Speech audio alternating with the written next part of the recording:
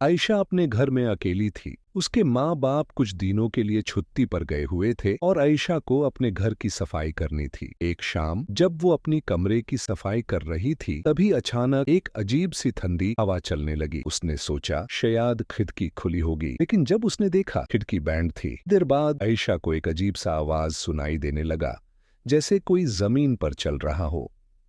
आयशा ने डर से अपनी आंखों को बंद किया और दुआ पढ़नी शुरू कर दी। अल्लाह मेरे साथ हो, उसने दिल से कहा। तभी उसने देखा कि एक पुरानी पुरानी रोशनी धीरे धीरे कमरे में घुस रही थी। उस रोशनी में एक शख्स का चेहरा नजर आने लगा, जो धीरे धीरे आयशा के सामने आया।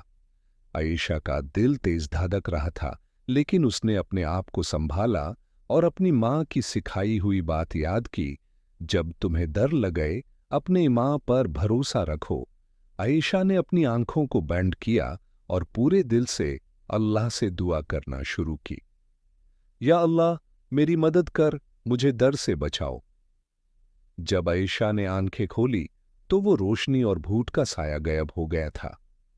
घर बिल्कुल शांत हो गया था, जैसे कुछ भी नहीं हुआ हो। आयशा ने अपने दिल में शुक्रिया कहा और अल्लाह का शुक्र अदा किया। आयशा समझ गई कि जब भी वो किसी मुश्किल में हो, अल्लाह की मदद हमेशा साथ होती है।